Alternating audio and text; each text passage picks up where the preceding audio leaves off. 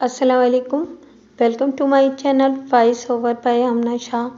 Listeners, आज मैं आपको मिर्ज़ा अमजद बेग का एक और सनसनीखेज तफ्तीशी कोर्ट कहानी सुना रही हूँ, जिसका उन्वान है अंधेर नगरी। तो आइए शुरू करते हैं। इस केस में मेरा डबल रोल था। मेरे मौक्किल के मामलात इस कदर उलझे हुए बल्कि बिगड़े हुए थे कि इसे इस भंवर से निकालने के लिए मुझे बैक वक्त वकील सफाई और वकील इस्तगासा का किरदार अदा करना था। मैं इस अदालती आजमाइश में किस तरह सुरखरू हुआ, इसका अहवाल कहानी की सूरत आपकी खिदमत में पेश कर रहा हूँ। मुझे अच्छी तरह याद है, वो माह फरवरी की एक खुनक और खुशगवार सुबह थी। हुस्न इत्तेफाक से आज हमारे केस का पहला नंबर था। जज कुर्सी इंसाफ पर बराए जमान हो चुका, तो मैंने दरख्वास्त मुंतकली मुकदमा उसके सामने रख दी। जज ने पूरी तवज्जो से इस दरख्वास्त को पढ़ा और मेरी तरफ देखते हुए कहा, बेग साहब, लगता है आप इस अदालत की कारकर्दगी से खुश नहीं हैं, इसीलिए अपने केस को दूसरी अदालत में मुंतकिल करने के ख्वाहिशमंद हैं। जनाब आला, बात मेरी खुशी की नहीं बल्कि मेरे पेशा वराना इत्मीनान और क्लाइंट की आसानी की है। मैंने कहा, अपनी बात की वजाहत करें। जज ने दिलचस्पी का इजहार करते हुए गहरी संजीदगी से कहा, जनाब आली, कोई भी परेशान हाल और ज़रूरतमंद शख्स वकील की खिदमत इसलिए हासिल करता है कि उसका मसला हल हो। मैंने वजाहत करते हुए कहा, लगभग 2 माह पहले मैंने अपने मुवक्किल आमिर अहमद को इंसाफ दिलाने के लिए इस अदालत में मुकदमा दायर किया था। आपने इस केस की फाइल को पढ़ रखा है। आप जानते हैं कि एक धोखेबाज शख्स ने मेरे मुवक्किल उमैर अहमद के 5 लाख रुपए दबा रखे हैं। ज़बानी कलामी तकाज़ों और मिन्नत खुशामद के बाद भी जब मुल्ज़िम नाफे शाह मेरे मुवक्किल की रकम वापस करने को तैयार नहीं हुआ, तो उमैर अहमद ने मेरे तवस्सुत से इस अदालत में केस दायर कर दिया। इस केस के जवाब में मुल्ज़िम नाफे शाह ने यहाँ हाजिर होने के बजाय दूसरी अदालत में मेरे मुवक्किल के खिलाफ मुकदमा दायर कर दिया है। मैं सांस संवार करने की गर्ज से रुका और फिर अपनी बात को आगे बढ़ाते हुए कहा, पिछले 2 माह में इस अदालत की तरफ से मुल्ज़िम नाफे शाह को 3 बार समन जारी हो चुका है, लेकिन वो एक मरतबा भी अदालत में हाजिर नहीं हुआ, जबकि दूसरी अदालत में वो बराबर जा रहा है। अफसोस कि समन लेकर जाने वाला बैलिफ अदालती अहकाम की तामील कराने में नाकाम रहा है। इसीलिए मोअज़्ज़िज़ अदालत से मेरी इस्तदा है कि इस केस को भी इसी अदालत में ट्रांसफ़र कर दिया जाए, जहां मुल्ज़िम नाफे शाह ने मेरे मुवक्किल उमैर अहमद पर मुकदमा दायर कर रखा है। मौजूदा हालात में मेरे मुवक्किल के साथ डबल ज़्यादती हो रही है। That's all your honour.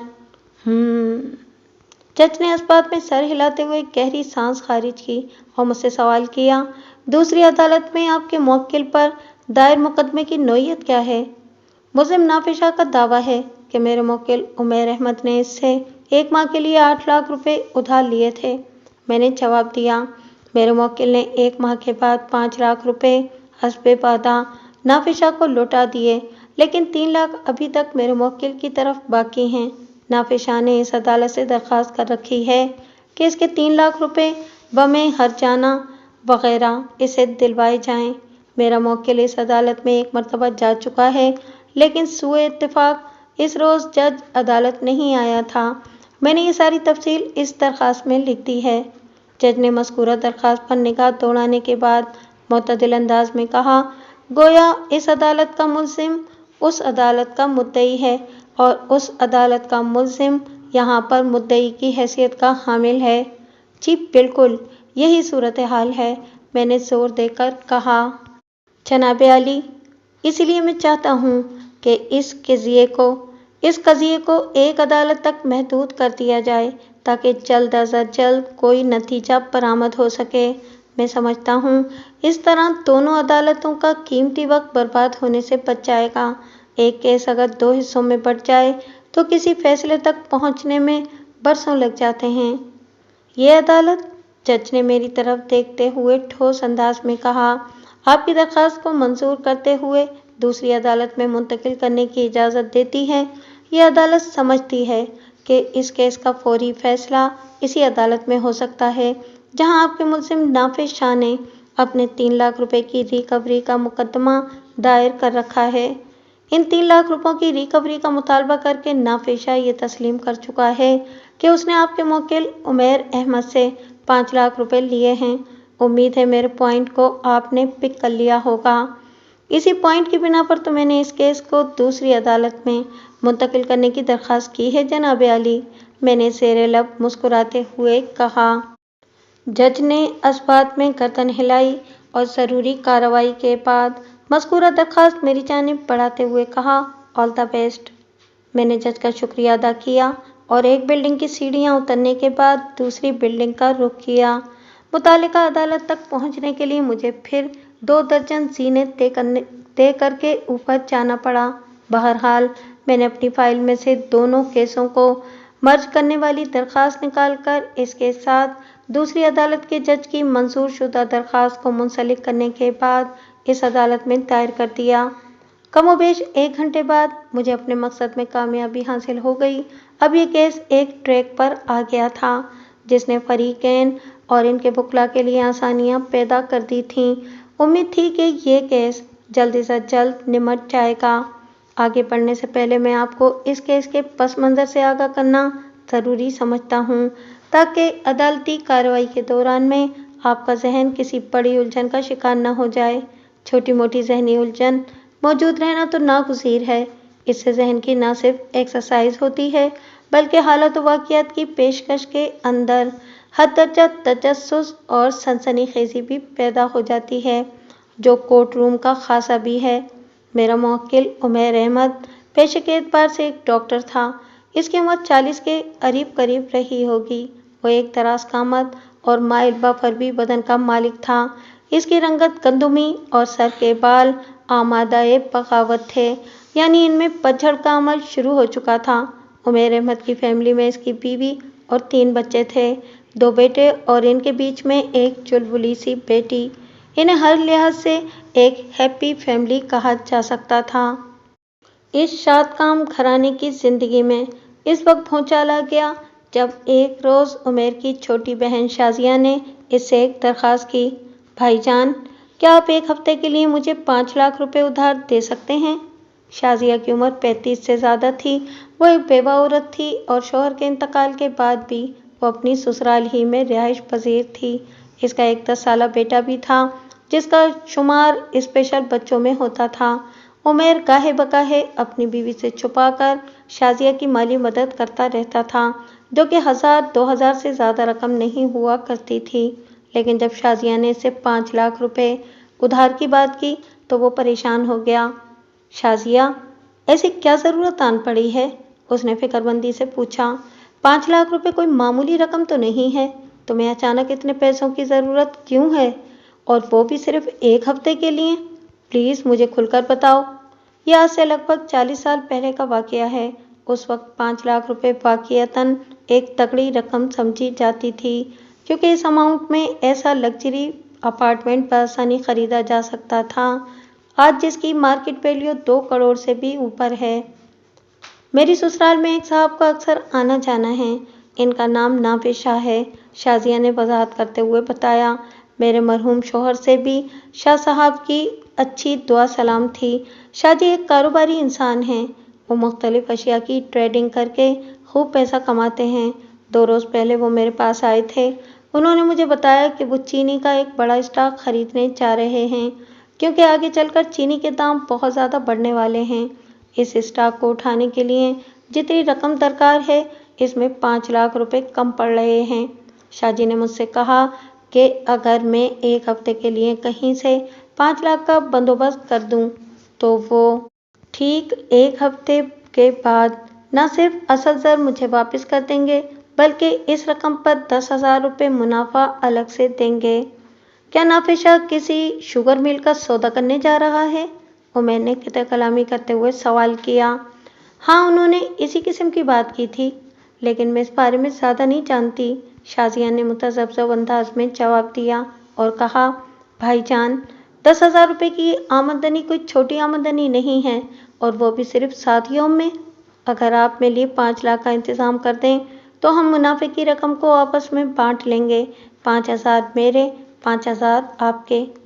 Shazia ने अपने भाईजान यानी मेरे मोक्किल उमैर अहमद को जो कहानी सुनाई, उसके मुताबिक नाफिसा 1 हफ्ते में 5 लाख की रकम पर 2% के हिसाब से शाजिया को 10,000 रुपये मुनाफा देने की बात कर रहा था।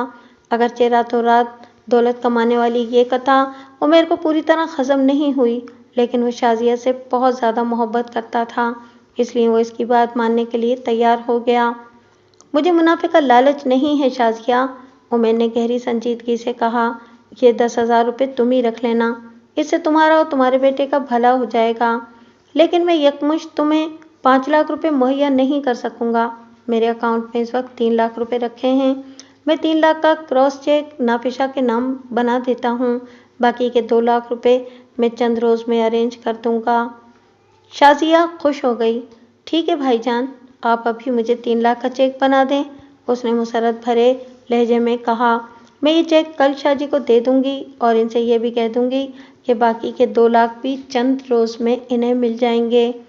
उमैर ने अपनी छोटी बहन की मोहब्बत से मजबूर होकर न सिर्फ इसी वक्त नाफिसा के नाम 3 लाख रुपए का क्रॉस चेक बना दिया, बल्कि इसके 3 दिन बाद दूसरा 2 लाख का क्रॉस चेक भी शाजिया के हवाले कर दिया। पहले चेक की तरह ये भी नाफिसा ही के नाम था। ये 2 लाख रुपए उमैर ने अपने एक दोस्त से 1 माह के वादे पर कर्ज लिए थे। पहले चेक पर 10 नवंबर की तारीख दर्ज थी, जबकि दूसरा चेक 13 नवंबर का था। ये दोनों चेक अल तरतीब 15 और 17 नवंबर की तारीखों में क्लियर हो गए। कुल मिलाकर ये 5 लाख रुपए डॉक्टर उमैर के अकाउंट से नाफिसा के अकाउंट में ट्रांसफ़र हो गए थे। दूसरे चेक के क्लियर होने के ठीक 10 दिन बाद यानी कि 27 नवंबर को शाजिया ने नाफिसा को उसका वादा याद दिलाया। शाजी, आपने 1 हफ्ते के बाद मुझे 5 लाख पर 10,000 रुपये देने का वादा किया था, उसने शाइस्ता लहजे में कहा। और अब तो 10 दिन गुजर चुके हैं। आप जानते हैं कि मैंने ये रकम अपने भाई से उधार ली थी। इससे पहले कि भाईजान अपने पैसों का तकाजा करें, आप वो रकम लौटा दें प्लीज़। अब यहाँ से नाफिसा टाल मटोल का अमल शुरू कर देता है। उसने भोली भाली शाजिया को दौलत यानी कि मुनाफे का लालच देकर अपनी सूदमंद लच्छेदार बातों में बआसानी फंसा लिया था। असल रकम या इस पर मुनाफा देने का इसका इरादा कभी था ही नहीं। वो एक बदनीयत और धोखेबाज इंसान था। जिस तरह उसने शाजिया और शाजिया के तवस्सुत से डॉक्टर उमैर को ट्रैप किया, ये इसका आजमूदाकार तरीक़ाए वारदात था। शाजिया, तुम मेरी छोटी बहन की तरह हो, नाफिसा ने अपनायत भरे लहजे में कहा। मैं हमेशा से तुम्हारा खैर खा हूँ, मुझ पर भरोसा रखो। मैंने चीनी की जो बड़ी लाट उठाई थी वो आगे एक पार्टी को फ़रोख्त कर दी है। 1-2 दिन में वो पार्टी मुझे पेमेंट का चेक दे देगी। इधर वो रकम मेरे अकाउंट में मुंतकिल होगी, उधर मैं 5,10,000 रुपये तुम्हें अदा कर दूंगा। पक्का ना? शाजिया ने सवालिया नज़रों से उसकी तरफ देखा। वो मजबूत लहजे में बोला, एकदम पक्का। शुक्रिया शाजी, वो ममनूनियत भरे लहजे में बोली। आजकल मैं काफ़ी परेशान रहने लगी हूँ। मुझे आप पर तो पूरा भरोसा है, लेकिन पता नहीं क्यों मेरे दिमाग में उल्टे सीधे ख्यालात का सिलसिला चल निकला है। मैंने कभी इतनी बड़ी रकम का लेन देन नहीं किया और ये रकम मेरी अपनी भी नहीं। आपको मालूम है, मैंने ये 5 लाख रुपए उमैर भाई से लेकर आपको दिए थे। हाँ, मैं जानता हूँ, वो सरसरी लहजे में बोला और पूछा, क्या डॉक्टर साहब ने तुमसे रकम का मुतालबा किया है? अभी तक तो भाईजान ने इस मौजू पर मुझसे कोई बात नहीं की, शाजिया ने साफगोई से काम लेते हुए कहा। लेकिन मैं नहीं चाहती कि ऐसी कोई नौबत आए कि इन्हें मुझसे अपने पैसों का तकाजा करना पड़े। आप मेरी पोजीशन को समझ सकते हैं। मैं तुम्हारे हालात से बखूबी वाकिफ़ हूँ शाजिया, वो तसल्ली भरे लहजे में बोला। तुम फिक्र न करो, आइंदा 2-3 रोज़ में ये मामला निमट जाएगा। मैं तुम्हें डॉक्टर उमैर के सामने शर्मिंदा नहीं होने दूंगा। तुम एक काम करो। बात के इख्तिताम पर उसने शाजिया को सोचती हुई नज़रों से देखा तो उसने इज़्तिरारी लहजे में इस्तफसार किया। कौन सा काम शाजी? तुम डॉक्टर उमैर से ये पूछ लो कि 5,10,000 का एक ही चेक बनाना है या इन 2 रकूम के अलग अलग 2 चेक। नाफिसा ने अपने मंसूबे धोखा दही को कामयाबी से आगे बढ़ाते हुए कहा, क्योंकि मैं भी क्रॉस चेक ही से पेमेंट करूँगा। ठीक है, मैं कल भाईजान से पूछकर आपको बता दूंगी, शाजिया ने कहा। हाँ, एक बात और, नाफिस शाह ने मुतदिल अंदाज में कहा, अगर डॉक्टर साहब कहते हैं कि 2 चेक बनाना है तो इनसे ये ज़रूर पूछना कि 10,000 वाला चेक इनके नाम का बनाना है या तुम्हारे नाम का। जी मैं समझ गई, शाजिया ने कहा। इसी रात शाजिया ने इस मौजू पर डॉक्टर उमैर से तफसीली बात की और आइंदा रोज़ नाफिस शाह को अपने भाई के जवाब से आगाह कर दिया। शाहजी, इसने अपने मोहसिन नुमा दुश्मन को बताया, 5 लाख वाला चेक भाईजान के अकाउंट में जाएगा और 10,000 वाला चेक मेरे अकाउंट में। उमैर भाई मुनाफे की रकम में से 1 रुपया लेने के भी रवादार नहीं। ऐसे अजीम और ईसार पेशा भाई अल्लाह हर बहन को दे। नाफे ने गहरी संजीदगी से कहा, मैं 2 रोज़ के लिए पार्टी से पेमेंट लेने लाहौर जा रहा हूँ। अब हमारी मुलाकात 3 दिन के बाद होगी। नाफिस शाह ने शाजिया को जो भी समझाने की कोशिश की, शाजिया ने इससे कम समझा और न ही ज़्यादा। फरोज शाह की बात के जवाब में उसने बस इतना कहा, ठीक है शाहजी, ये सब चूँकि ठीक नहीं था, इसलिए चंद रोज़ के बाद इन दोनों भाई बहन पर बिजली सी गिर गई जब नाफिस शाह ने इन्हें ठेंगा दिखाते हुए वाज़े अल्फाज में ये कह दिया, मैंने तुम लोगों का 1 रुपया भी नहीं देना, लेकिन डॉक्टर उमैर मेरा 3 लाख का मकरूज़ है। अगर उसने 3 दिन के अंदर अंदर मेरी रकम वापस नहीं की तो मैं अपनी पैसों की वसूली के लिए अदालत का दरवाज़ा खटखटाने पर मजबूर हो जाऊंगा। इस वाहियात सूरत हाल ने डॉक्टर उमैर का दिमाग उल्टा दिया। मुहज़्ज़िब और शाइस्ता अंदाज में शुरू होने वाली वो बातचीत तूफ़ान बदतमीज़ी पर मुंतज हुई। इस मौके पर डॉक्टर उमैर ने इस बदखसलत नाफिस शाह को दिल खोलकर खरी खरी सुना डाली थी। आगे ही सर पर खड़ी थी। इस वाक़े की वजह से उमैर बहुत ज़्यादा चिड़चिड़ा हो गया था। अभी तक उसने अपनी बीवी को इस बेवकूफ़ी के बारे में कुछ नहीं बताया था। करीबी यार दोस्तों से सलाह मशवरा जारी था। इनमें से हर एक की राय दूसरे से मुख्तलिफ थी। जो लोग अदालत का रुख करने के हक़ में थे वो अपने इस मशवरे की फेवर में मजबूत दलाइल भी रखते थे, और जो ये समझते थे कि डूबे हुए पैसे दिलवाना अदालतों के बस का काम नहीं, वो उमैर को केस करने से रोक रहे थे। इनका कहना यह था कि 5 लाख तो जा ही चुके हैं। अगर इस रकम की रिकवरी के लिए किसी वकील की खिदमत हासिल करके अदालत से रिजू किया तो इस केस पर आए दिन और पैसे खर्च होते रहेंगे।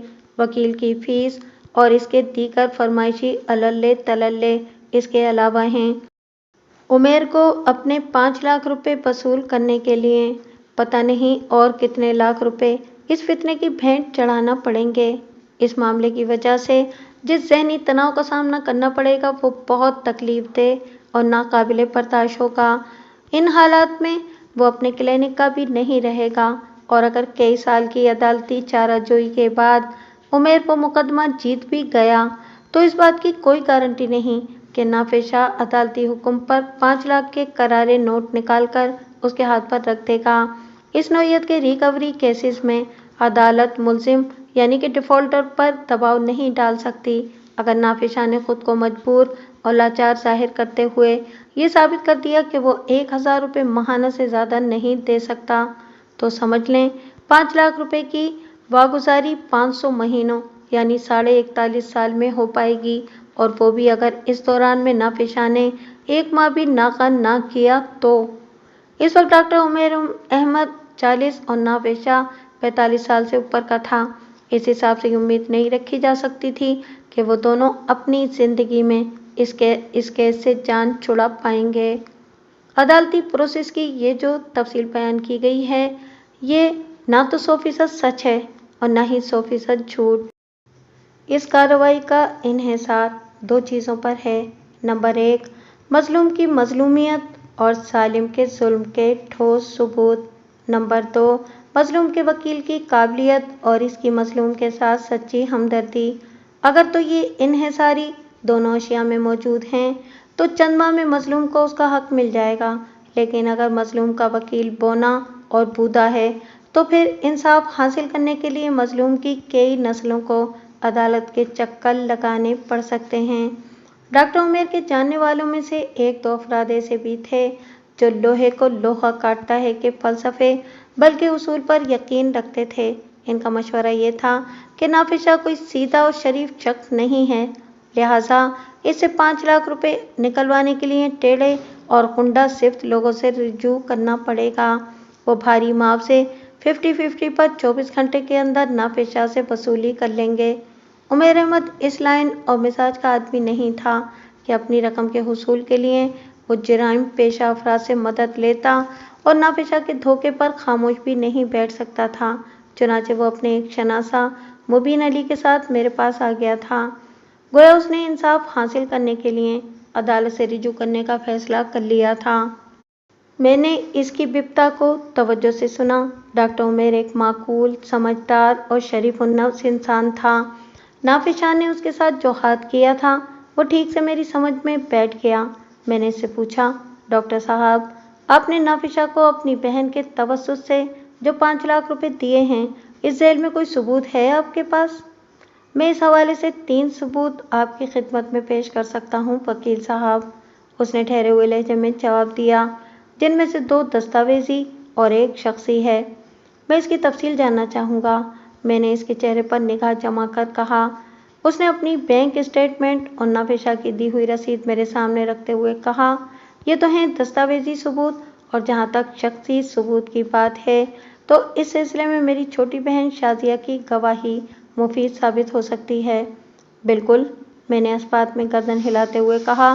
5 लाख रुपए की लेन देन का मामला शाजिया की ज़ात के साथ जुड़ा हुआ है, वो आपके हक में एक कारआमद गवाह साबित हो सकती है। बाकी जहाँ तक दस्तावेजी सबूत की बात है तो इनमें बैंक स्टेटमेंट हमारे काम आ सकती है, क्योंकि इससे साफ जाहिर हो रहा है कि 15 नवंबर को 3 लाख और 17 नवंबर को 2 लाख आपके अकाउंट से बसूरत ग्रॉस चेक नाफिसा के अकाउंट में ट्रांसफ़र हुए हैं। इस हकीकत को झुटलाना मुमकिन नहीं है, लेकिन लम्हाती तवक्कुफ करके मैंने एक गहरी सांस खारिज की और फिर कहा, मेरे ख्याल में दूसरा दस्तावेजी सबूत यानी नाफिसा की दी हुई 5 लाख रुपए की वसूली की रसीद किसी अहमियत की हामिल नहीं है। वकील साहब, उसने बेयकीनी से मुझे देखते हुए कहा, यह आप क्या कह रहे हैं जनाब? मैं सच्चाई को आपके सामने रख रहा हूँ डॉक्टर साहब, मैंने समझाने वाले अंदाज में कहा। आप ज़रा इस रसीद के मजमून पर गौर करें। फिर मैंने इसे रसीद की इबारत पढ़कर सुनाई। मैं नाफिसा बाकायमी होश और हवास इस तहरीर के ज़रिए इस बात का इकरार करता हूँ कि मैंने डॉक्टर उमैर अहमद से मुबलिग 5 लाख रुपए वसूल कर लिए हैं। तो वो उलझनज़दा नज़र से मुझे देखने लगा।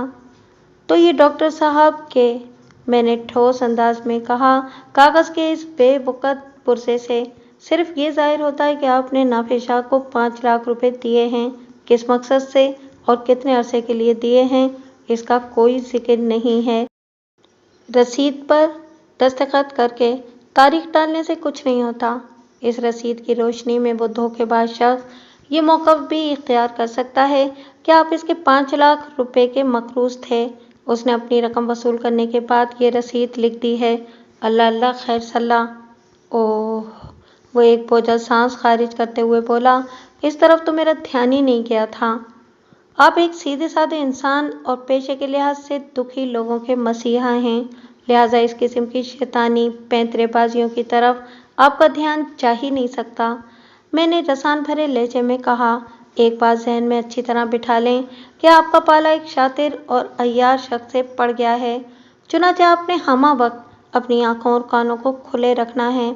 मैं तो आपका केस ले ही रहा हूँ, लेकिन इस सिलसिले में आपको भी ख़ास तौर पर आपकी बहन शाजिया को थोड़ा फील्ड वर्क करना होगा। इससे काम में आसानी पैदा होगी और आपकी जीत के इम्कानात बढ़ जाएंगे। फील्ड वर्क से आपकी क्या मुराद है? उसने गहरी संजीदगी से पूछा। मुझे नाफिसा के बारे में ज़्यादा से ज़्यादा मालूमात चाहिए, मैंने ठहरे हुए लहजे में कहा। मेरा तजुर्बा ये बताता है कि आप नाफिसा के पहले शिकार नहीं हैं। वो इससे पहले भी कई लोगों को इसी तरह ठग चुका है।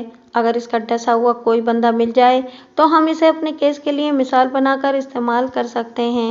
इसके अलावा मैं सांस संभाल करने की गर्ज से रुका और फिर अपनी बात को मुकम्मल करते हुए कहा, नाफिसा की कमज़ोरियों से आगाही भी ज़रूरी है। इसके जितने ज़्यादा वीक पॉइंट्स हमारे हाथ में होंगे, हम उसे इतनी ही आसानी से चित कर सकेंगे। इन मकासद के हुसूल के लिए आप अपने खैर खा मुबीन अली से भी मदद ले सकते हैं। ठीक है जनाब, वो मजबूत लहजे में बोला, मैं आपकी हिदायत पर अमल करूँगा। میں نے ڈاکٹر عمیر سے مختلف اہم قانونی کاغذات اور وکالت نامے پر دستخط کرائے اور اپنی فیس ایڈوانس میں وصول کرنے کے بعد اسے رخصت کر دیا۔ 2 روز بعد میں نے نافذ شاہ کے خلاف مقدمہ دائر کر دیا۔ میں نے اس کیس کو مورخہ 15 دسمبر کو عدالت میں فائل کیا تھا۔ اس کے ٹھیک 8 دن کے بعد یعنی کہ 24 دسمبر کو نافذ شاہ نے دوسری عدالت میں میرے موکل ڈاکٹر عمیر کے خلاف مقدمہ دائر کر دیا۔ اس معاملے کی تفصیل میں کہانی کی ابتدا میں آپ کو بتا ہی چکا ہوں۔ یہ دونوں مقدمات 2 الگ عدالتوں میں اس لیے دائر ہوئے تھے کہ ان کے مدعیان کی رہائش گاہیں 2 مختلف پی ایس کی حدود میں واقع تھیں۔ جس طرح کسی پولیس اسٹیشن میں کوئی رپورٹ درج کرانے کے لیے ضروری ہے کہ درخواست گزار کی رہائش اسی تھانے کی حدود میں ہو، بالکل اسی طرح ہر عدالت بھی اپنے متعلقہ تھانوں ہی کے کیس سنتی ہے۔ میرے مقدمہ دائر کرنے کے 2-2.5 ماہ بعد بھی جب کیس میں کوئی پیش رفت دیکھنے میں نہیں آئی تو میں نے دونوں عدالتوں سے درخواست کر کے اس کیس کو مرج کروا دیا تھا۔ اس کے ساتھ ہی میں نے عدالتی احکامات کے ذریعے ایسا بندوبست بھی کروا دیا تھا کہ نافذ شاہ ہر پیشی پر عدالت میں حاضر ہونے کا پابند ہو گیا تھا۔ آئندہ پیشی 15 روز بعد تھی۔ بادی النظر میں نافذ شاہ کا وکیل اور میں اس کیس میں ڈبل وکیل کا کردار ادا کر رہے تھے، لیکن اگر تکنیکی اعتبار سے دیکھا جائے تو میری حیثیت وکیل استغاثہ کی تھی اور دوسرا وکیل ڈیفنس کے زمرے میں آتا تھا، کیونکہ یہ کیس ہم نے پہلے دائر کیا تھا۔ ویسے اگر نافذ شاہ عقل مندی کا مظاہرہ کرتا تو اسے جوابی مقدمہ کرنے کی ضرورت نہیں تھی، بس وہ اپنے وکیل کی مدد سے ہمارے دائر کیے ہوئے مقدمے ہی میں سنجیدگی اور نیک نیتی سے حاضر ہو جاتا تو اب تک یہ کیس کسی کنارے بھی لگ چکا ہوتا۔ بہرکیف اس طرح تو ہوتا ہے اس طرح کے کاموں میں۔ ڈیفنس کی جانب سے نصف درجن گواہان کی فہرست دائر کی گئی تھی، لیکن میں یہاں پر صرف اہم گواہوں اور ان کے بیانات کا ہی ذکر کروں گا۔ ہماری طرف سے نامزد کیے جانے والے گواہوں میں ڈاکٹر عمیر کی چھوٹی بہن شازیہ سب سے زیادہ اہمیت کی حامل تھی۔ اس پیشی پر فریقین کے بیانات قلم بند کیے گئے اور مخالف وکلاء نے ان پر جرح کی۔ ڈاکٹر عمیر نے اسی بیان کا اعادہ کیا جو میں نے اپنے دعوے کے ضمن میں شامل کر رکھا تھا۔ جج کی اجازت حاصل کرنے کے بعد وکیل مخالف نے اپنی جرح کا آغاز کیا۔ ڈاکٹر عمیر نے کٹہرے میں کھڑے ہو کر اپنا حلفیہ بیان ریکارڈ کرایا تھا اور وہ ابھی تک وہیں موجود تھا۔ ڈاکٹر عمیر، وکیل مخالف نے میرے موکل کے چہرے پر نگاہ جماتے ہوئے سوال کیا، آپ نے خود کو سچا ثابت کرنے کے لیے جو دستاویزی ثبوت عدالت میں پیش کیے ہیں وہ سراسر آپ کے خلاف جاتے ہیں۔ معزز عدالت کو بتائیں کہ آپ نے میرے موکل کے ساتھ اتنا بڑا دھوکہ کیوں کیا؟ دھوکہ میں نے نہیں بلکہ نافذ شاہ نے کیا ہے وکیل صاحب، ڈاکٹر عمیر نے مضبوط لہجے میں کہا۔ ایک تو میں نے اس کے ساتھ نیکی کی، بجائے اس کے کہ وہ میرا شکر گزار ہوتا، الٹا اس نے مجھ پر ہی مقدمہ کر دیا۔ یہ بھلا کہاں کا انصاف ہے؟ ہم سب لوگ اس وقت انصاف کے حصول کے لیے ہی عدالت میں حاضر ہوئے ہیں اور ہمیں یقین ہے کہ یہ عدالت ہمیں مایوس نہیں کرے گی، وکیل مخالف نے نپے تلے الفاظ میں کہا اور پھر طنزیہ لہجے میں استفسار کیا، ابھی آپ نے کسی نیکی کا ذکر کیا ہے؟ کیا آپ عدالت کو اپنی اس نیکی کے بارے میں کچھ بتائیں گے؟ ڈاکٹر عمیر نے مختصر الفاظ میں اپنا موقف بیان کرنے کے بعد کہا، یہ ساری تفصیل کیس کی فائل میں موجود ہے۔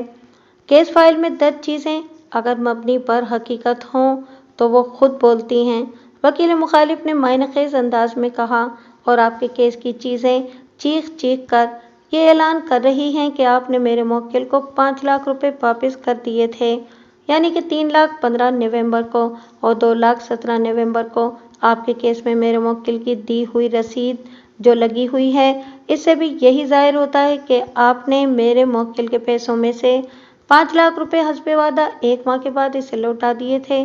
چنانچہ ان 5 لاکھ کا تو کوئی چکر ہے ہی نہیں۔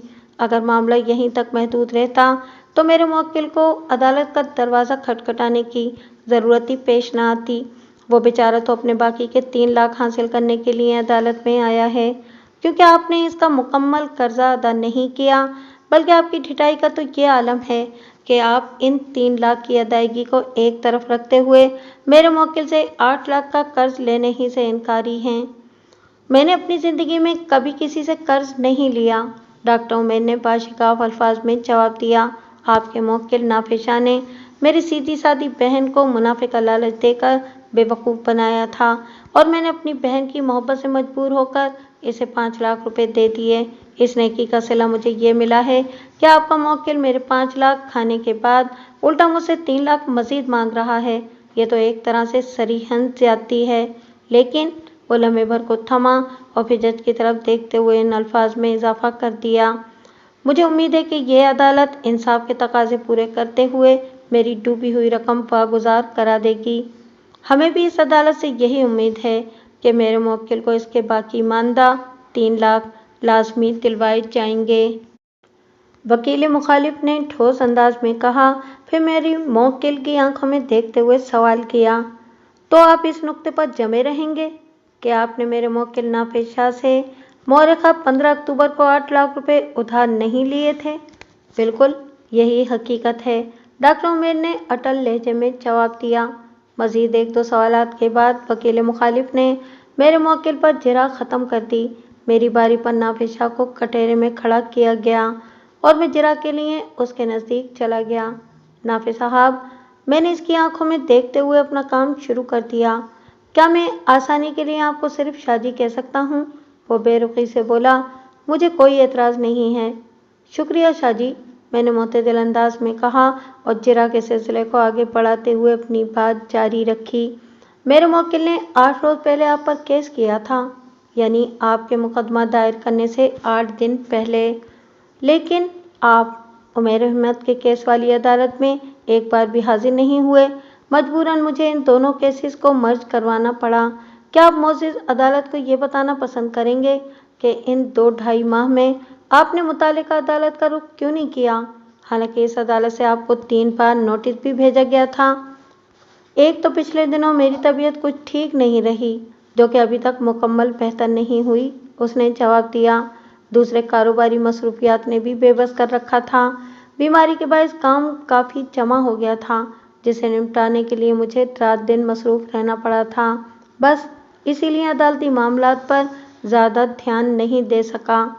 शाजी, आपकी नासाज़ी तबाह का सुनकर मुझे दिली अफसोस हुआ है। मैंने मसनूई हमदर्दी का इजहार करते हुए कहा, लेकिन इसके साथ ही मैं काफ़ी हैरतज़दा भी हूँ। हैरतज़दा? वो अजीब से लहजे में बोला। वो किस लिए वकील साहब? इसकी 2 वजूहात हैं शाजी। कौन सी 2 वजूहात? उसने पूछा। वजह नंबर 1, मैंने अपनी जिरह का गियर बदलते हुए सपाट आवाज़ में कहा, आपके बकौल आपकी तबीयत ठीक नहीं थी, इसलिए आपने अदालत से जारी बुलावे के नोटिस को नज़रअंदाज कर दिया।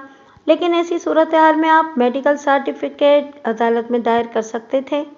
मतलब ये कि मज़कूरा सर्टिफिकेट किसी के हाथ भी भेजा जा सकता था। वजह नंबर 2, लम्हाती तवक्कुफ़ करके मैंने एक आसूदा सांस खारिज की और फिर ड्रामाई अंदाज में बोला, इन्हीं 2-2.5 माह के अरसे में अलालत के बावजूद भी आप इस अदालत में बराबर हाजिर होते रहे हैं, जहां आपने 3 लाख की रिकवरी में हर्जाने का केस डाल रखा है। यानी कि यहाँ एक लफ्ज़ पर दबाव डालते हुए मैंने चुपते हुए लहजे में इस्तफसार किया। अल्हम्दुलिल्लाह, मेडिकल के शोबे के हवाले से मेरी मालूमात खासी वसी और कभी हैं। यह अदालत जानना चाहती है कि हाल ही में ऐसी कौन सी नई बीमारी मंजर आम पर आई है, जिसका मरीज अपने घर से निकलकर सिटी कोर्ट के एक कमरे में तो हशाश बशाश हाजिर हो जाए, मगर इसके साथ वाले ब्लॉक में वाक़ई दूसरी अदालत में हाजिर होने से माजूर और कासिर हो। मेरे अल्फाज की तलखी ने नाफिस शाह को पेचोताब खाने पर मजबूर कर दिया। मैंने इसके चेहरे पर अपने लिए नापसंदीदगी के तासुरात देखे। काबिल इसके कि वो मेरे अल्फाज के जवाब में कुछ कहता, डिफेंस काउंसलर बीच में कूद पड़ा। ऑब्जेक्शन योर ऑनर, उसने बाआवाज़ बुलंद कहा। मेरा मुवक्किल दूसरी अदालत में अपनी गैर हाजिरी की वजूह बयान कर चुका है, लेकिन मेरे फाजिल दोस्त अपने बेतुके सवालात से खामखा से परेशान कर रहे हैं।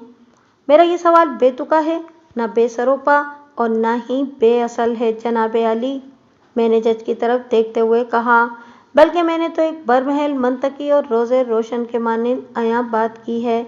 अगर शाहजी अदालत में हाजिर होने के साथ मेरे मुवक्किल की अदालत में भी चक्कर मार लेते तो मैं और मेरा मुवक्किल मिलकर इनका शाफी इलाज कर सकते थे। मैं अपने दलाइल से शाहजी को बेबस करता और मेरा मुवक्किल यानी डॉक्टर उमैर अहमद शाह जी की इस अजीबोगरीब और समझ में ना आने वाली न्यू ब्रांड बीमारी का ट्रीटमेंट कर डालते। इधर मेरी ठोस और पुरतंज वजाहत मुकम्मल हुई। उधर जज ने ठहरे हुए लहजे में कहा, objection overruled, mister Baig please continue. मैंने जज के हुक्म पर लब्बैक कहते हुए अपनी जरा को कंटिन्यू कर दिया और नापेशा के चेहरे पर निगाह जमा कर दोस्ताना अंदाज में कहा, शाह जी आपकी बीमारी पर मट्टी डालते हैं। मेरी मालूमात के मुताबिक मट्टी में अमोनियम क्लोराइड और दीगर जरासीम कश मादनियात पाई जाती हैं जो इस अजूबा बीमारी का कला कमा करके आपको सेहतयाब कर सकती हैं। मैं बिल्कुल ठीक हूँ, वो बुरा सा मुंह बनाते हुए बोला, और मुझे आपकी मेडिकल एक्सपर्टीज से कोई दिलचस्पी नहीं है, लेकिन मुझे आपके बिजनेस से बहुत दिलचस्पी है शाह जी। मैंने इसकी आंखों में देखते हुए मायना खेज अंदाज में कहा, खुसूसन आपकी शुगर ट्रेडिंग बिजनेस एक्सपर्टीज से, समझे? आखिर आप कहना क्या चाह रहे हैं? वो चटक कर बोला। मैंने इसके सवाल को नज़रअंदाज करते हुए सपाट आवाज में पूछा, शाह जी आप एक कामयाब बिजनेसमैन हैं, आपके पास रुपए पैसे की कोई कमी नहीं, मैं गलत तो नहीं कह रहा हूँ ना? नहीं, उसने मुख्तसर जवाब दिया। आपने स्टाम्प पेपर पर तैयार किए गए जिस एग्रीमेंट को अदालत में पेश किया है, इसके मुताबिक मेरे मुवक्किल ने 15 अक्टूबर को आपसे 8 लाख रुपए उधार लिए थे और 1 माह के बाद ये रकम लौटाने का वादा किया था। मैंने बदस्तूर उसकी आंखों में देखते हुए कहा, मज़कूरा एग्रीमेंट पर आपके और मेरे मुवक्किल के दस्तखत भी मौजूद हैं। वक्त आने में ये साबित कर सकता हूँ कि मेरे मुवक्किल के वो दस्तखत जाली हैं, लेकिन अभी वो वक्त नहीं आया, लिहाजा मुद्दे पर रहते हैं। मैंने जरा देर को रुककर एक गहरी सांस ली और फिर कहा, इसी एग्रीमेंट पर 2 गवाहों का भी इंदराज है, यानी इमदाद अली और तारिक महमूद। आपका कहना है कि इन 2 अफराद के सामने आपने डॉक्टर उमैर अहमद को 8 लाख रुपए बतौर कर्ज दिए थे। क्या आप अपने बयान पर डटे हुए हैं? जी हाँ, वो मजबूत लहजे में बोला, सच यही है। मज़कूरा एग्रीमेंट में कहीं भी ये जिक्र नहीं है कि आपने मेरे मुवक्किल को 8 लाख की अदायगी किस तरह की थी। मैंने मुतदिल अंदाज में कहा और सवालिया लहजे में इजाफा कर दिया, कैश या ओपन चेक या क्रॉस चेक और या फिर किसी और शक्ल में। उसके चेहरे पर एक रंग सा आकर गुजर गया। लम्हाती तजब्जुब के बाद उसने इज़्तिरारी लहजे में जवाब दिया, मैंने वो रकम बसूरत कैश डॉक्टर उमैर को दी थी। मैं अपने अल्फाज वापस लेता हूँ कि आप एक दाना और बीना कारोबारी आदमी हैं। मैंने ड्रामाई अंदाज में कहा, कोई भी होशियार बिजनेसमैन यूं नकद रकम की लेन देन नहीं करता। अगर आपने बैंक को बीच में रखकर पेमेंट की होती तो इस रकम का आपके अकाउंट से डॉक्टर उमैर के अकाउंट में ट्रांसफ़र होने का बाकायदा रिकॉर्ड मौजूद होता, जैसा कि डॉक्टर ने आपको 5 लाख रुपए देते हुए किया।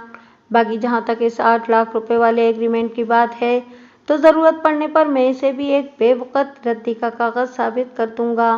खैर, मैंने तवक्कुफ करके टटोलती हुई नज़र से इसे घूरा और इन अल्फाज में इजाफा कर दिया, शाह जी मानते हैं ना, आपने एक संगीन गलती कर दी है। मेरे आखिरी जुमले से तो यही जाहिर होता था जैसे मुझे नाफिशा से गहरी हमदर्दी हो, लेकिन दर हकीकत ऐसा कुछ नहीं था। मैंने इसकी ज़बान से अहम बातें उगलवाने के लिए दानिस्ता नर्म रवैया इख्तियार किया हुआ था। इसके वहमो गुमान में भी नहीं था कि मैं आगे चलकर इसके साथ कौन सा हाथ करने वाला हूँ। वो गैर महसूस अंदाज में मेरे फैलाए हुए नादीदा जाल में कदम रख चुका था। आप कह तो ठीक रहे हैं वकील साहब, वो सोच में डूबे हुए लहजे में बोला, मुझसे गलती तो हुई है, आप अपने क्लाइंट को समझाएं ना, वो मेरे बाकी के 3 लाख रुपए अदा करके इस मामले को ख़त्म कर दे। मैं दिल ही दिल में इसके अय्यारी बर्दार ठिठाई पर अशश कर उठा। डॉक्टर उमैर को तो मैं बाद में समझाऊंगा, मैंने मायनाखेज अंदाज में कहा, पहले मैं आपसे तो निपट लूँ। मेरे इस तर्ज़े तकल्लुम पर वो चीं बजबी हुआ, लेकिन बोला कुछ नहीं।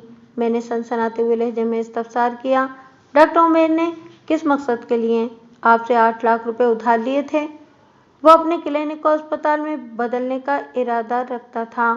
वो मुकाबला दरोगोई में पहली पोजीशन हासिल करने की कोशिश करते हुए बोला, इसका इरादा नेक था, इसलिए मैंने इनकार नहीं किया। फिर उसने 1 माह बाद ही रकम वापस करने का यकीन भी दिलाया था, इसलिए मैंने ज़्यादा सोचा भी नहीं। शाह जी, 8 लाख रुपए कोई मामूली रकम नहीं होती। इतने पैसों में एक मुनासिब सा बंगला खरीदा जा सकता है। मैंने अपनी जरा में तुंदी भरते हुए कहा, मेरी समझ में ये नहीं आ रहा, बल्कि मोअज़्ज़िज़ अदालत भी इस मामले को समझने से कासिर है कि अगर डॉक्टर उमैर ने 1 माह के वादे पर आपसे 8 लाख रुपए उधार लिए थे, तो इस वक्त आपने डॉक्टर से ये क्यों नहीं पूछा कि 1 माह के बाद उसके पास 8 लाख रुपए कहाँ से आएंगे? या आप इससे ये भी कह सकते थे कि अगर 1 माह में इसके पास कोई बड़ी रकम कहीं से आने वाली नहीं है, तो वो अपने अस्पताल वाले प्रोजेक्ट को 1 माह के लिए मुलतवी कर दे। 1 माह में कोई कयामत बर्पा नहीं होने जा रही थी, जिसके खौफ से फौरन से पेशतर 8 लाख का कर्जा उठाकर अस्पताल की तामीर का काम शुरू कर दिया जाए। सच्ची बात तो ये है कि मैंने शाजिया की वजह से डॉक्टर उमैर पर भरोसा कर लिया था। वो गहरी संजीदगी से बोला, शाजिया के मरहूम शौहर से मेरे दोस्ताना ताल्लुकात थे।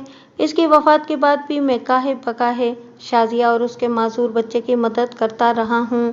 शाजिया ने जब मुझसे अपने भाई डॉक्टर उमैर की फौरी ज़रूरत के बारे में बताया, तो मैं इनकार न कर सका और मैंने 8 लाख रुपए की रकम उठाकर डॉक्टर को दे दी। ये तो 1 माह बाद पता चला कि ये दोनों भाई बहन आपस में मिले हुए थे। उन्होंने बड़ी चालबाजी से मुझे बेवकूफ़ बनाया है।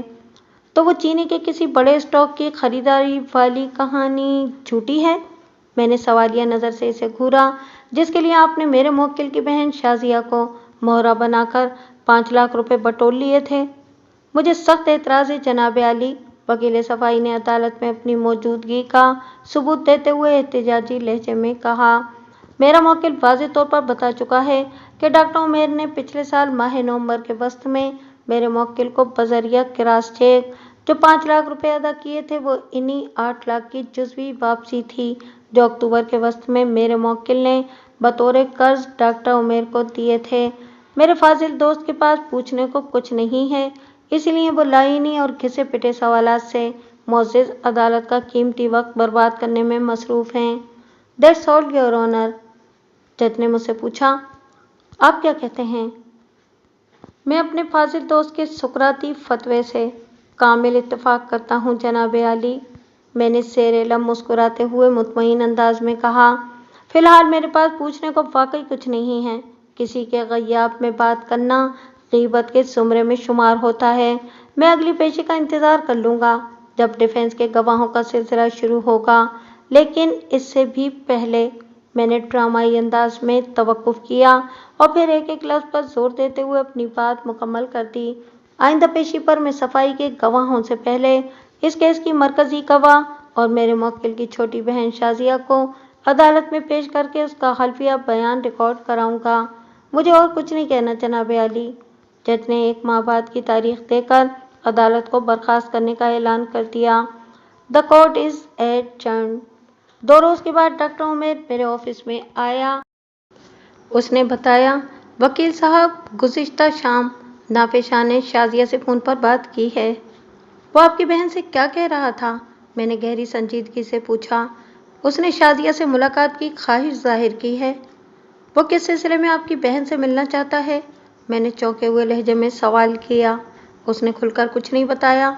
डॉक्टर उमैर ने कहा, बस इतना इशारा दिया है कि वो शाजिया को एक ऐसी पेशकश करना चाहता है जिसके ज़रिए अदालती झंझट में पड़े बगैर इस केस को हल किया जा सकता है। फिर शाजिया ने उसे क्या जवाब दिया? मैंने मोतदिल अंदाज में इस्तफसार किया। उसने कहा कि सोच कर बताऊंगी, डॉक्टर उमैर ने जवाब दिया। इसके बाद शाजिया ने मुझे फ़ोन करके सूरत हाल से आगाह किया और ये भी पूछा कि उसे क्या करना चाहिए। मैंने कहा कि वकील साहब से मशवरा करने के बाद बताऊंगा। मैं आज इसी सिलसिले में आपके पास हाजिर हुआ हूँ। डॉक्टर साहब, उसूली तौर पर जब कोई मुकदमा अदालत में लगा हुआ हो तो फरीक मुखालिफ से दूरी रहना चाहिए, मैंने ठहरे हुए लहजे में कहा। लेकिन हमारे केस में सूरत हाल कदरे मुख्तलिफ है। मतलब, शाजिया अगर नापेशा से मुलाकात का इंदिया दे देती है तो इसमें कोई हर्ज नहीं है? उसने सवालिया नज़र से मुझे देखा।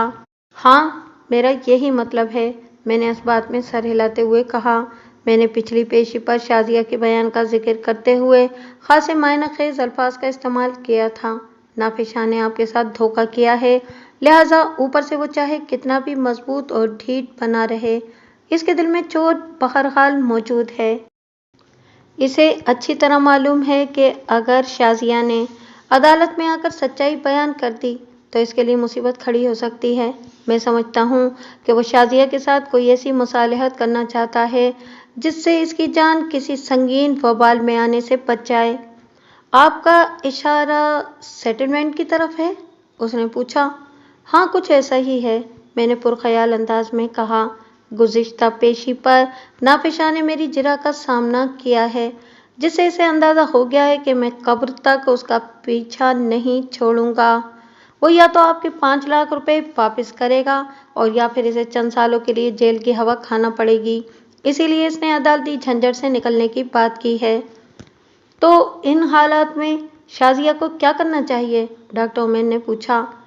آؤٹ آف کورٹ سیٹلمنٹ عموماً وکلا کے آفیسز میں زیادہ محفوظ اور قابل بھروسہ ہوتے ہیں، میں نے کہا، کیونکہ اس صورت میں فریقین کی باہمی رضامندی سے گواہان کی موجودگی میں پکے کاغذات تیار کر لیے جاتے ہیں اور اس نوعیت کے لیگل ڈاکومنٹس متعلقہ عدالت کے لیے بھی قابل قبول ہوتے ہیں۔ لیکن ہمارے کیس کی صورتحال قدرے مختلف ہے۔ نافشاں میرے آفس میں شازیہ سے ملاقات کا خواہش مند نہیں ہے، سو میں سمجھتا ہوں کہ ایک بار ان دونوں کی ملاقات ہو جانے دیں تاکہ پتہ تو چلے نافشاں آپ کی بہن کو کون سی پیشکش کرنے والا ہے۔ میرا مشورہ ہے کہ جب نافشاں آپ کی بہن سے ملنے آئے تو آپ وہاں ضرور موجود ہوں۔ میں سمجھ گیا وکیل صاحب، وہ اس بات میں گردن ہلاتے ہوئے بولا۔ میں شازیہ سے بات کرنے کے بعد آپ کو اپڈیٹ کرتا ہوں۔ آپ کو صرف ان دونوں کی میٹنگ میں موجود ہی نہیں رہنا، میں نے سمجھانے والے انداز میں کہا، بلکہ اس تمام تر گفتگو کو ریکارڈ بھی کرنا ہے۔ اس مقصد کے لیے آپ کسی ٹیپ ریکارڈر کو کمرے میں کہیں چھپا کر بھی رکھ سکتے ہیں، اور اگر آپ چاہیں تو میں آپ کو ایک portable pocket size voice recorder بھی مہیا کر سکتا ہوں۔ میرا ایک دوست جرمنی سے یہ ریکارڈر میرے لیے لے کر آیا تھا۔ یہ آئیڈیا زبردست رہے گا، وہ خوش ہوتے ہوئے بولا۔ میری مزید ہدایات کے بعد وہ دفتر سے رخصت ہو گیا، لیکن اگلے ہی روز وہ ایک بار پھر میرے سامنے بیٹھا ہوا تھا۔ رسمی الیک سلیک کے بعد اس نے بتایا، وکیل صاحب، جب سے نافشاں نے ہمارے ساتھ فراڈ کیا ہے، اس نے شازیہ کے گھر جانا چھوڑ دیا ہے۔ مطلب یہ کہ اس ملاقات کے لیے وہ شازیہ کے گھر نہیں آئے گا؟ میں نے سوالیہ نظر سے اسے دیکھا۔ جی ہاں، اس نے اس بات میں سر ہلایا اور وضاحت کرتے ہوئے بولا۔ نافع نے شازیہ کو گلشن اقبال کے ایک معروف ریسٹوران میں آنے کو کہا ہے۔ مذکورہ ریسٹوران شازیہ کی رہائش کے نزدیک ہی واقع ہے۔ نافع نے شازیہ کو سختی سے تاکید کی ہے کہ اس ملاقات کے بارے میں کسی کو، خصوصاً مجھے، کچھ نہیں بتانا، ورنہ وہ اپنا ارادہ بدل دے گا۔ شازیہ اس ریسٹوران میں کئی بار جا چکی ہے اور وہاں کے اسٹاف کو اچھی طرح جانتی ہے، لہٰذا فکر کی تو کوئی بات نہیں۔ اس نے نافشاں کو یقین دلایا ہے کہ وہ اس ملاقات کو انتہائی خفیہ رکھے گی۔ ویری گڈ، میں نے سوچ میں ڈوبے ہوئے لہجے میں کہا اور پوچھا، یہ ملاقات کب اور کتنے بجے ہونے والی ہے؟ کل سپہر میں 5 اور 6 بجے کے درمیان۔ ڈاکٹر عمیر کی بات سن کر میرے ذہن میں بھی ایک آئیڈیا چمکا۔ میں نے اس سے پوچھا، کیا آپ کل صبح 9 بجے تک شازیہ کو لے کر میرے آفس آ سکتے ہیں؟ اس ملاقات کے حوالے سے میں اسے چند اہم باتیں سمجھانا چاہتا ہوں۔ جی، لے آؤں گا، اس نے اس بات میں جواب دیا۔ پھر پوچھا، کیا کل آپ عدالت نہیں جائیں گے؟ جاؤں گا، مگر 10 بجے کے بعد، میں نے جواب دیا۔ ادھر آفس میں ایک ضروری کام ہے، لہٰذا گھر سے میں سیدھا یہاں آؤں گا۔ ٹھیک ہے وکیل صاحب، وہ اٹھ کر کھڑے ہوتے ہوئے بولا، کل صبح ملاقات ہوتی ہے۔ اس کے جانے کے بعد میں اپنے کلائنٹس کے ساتھ مصروف ہو گیا۔ آئندہ روز وہ دونوں بھائی بہن میرے آفس میں موجود تھے۔ اس وقت 9 بجنے میں 10 منٹ باقی تھے۔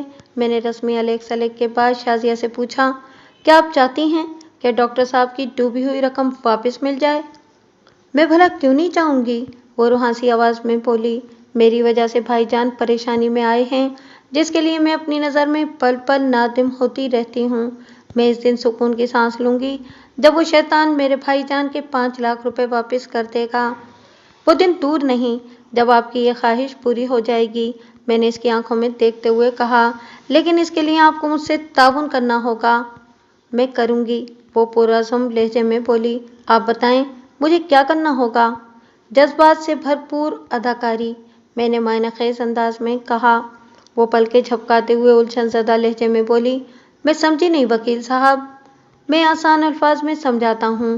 میں نے گہری سنجیدگی سے کہا، آج سے پہر 5 اور 6 بجے کے درمیان آپ اپنے گھر کے نزدیک ایک ریسٹوران میں نافشا سے ملنے والی ہیں۔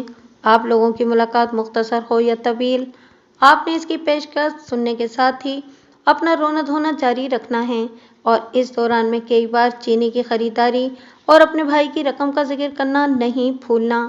بات سمجھ میں آ رہی ہے نا؟ جی بالکل، وہ جلدی سے بولی، آپ نے جو کہا میں ویسا ہی کروں گی۔ شاباش۔ میں نے ستائشی نظر سے اس کی طرف دیکھا اور کہا، اب چند تکنیکی معاملات کا ذکر ہو جائے۔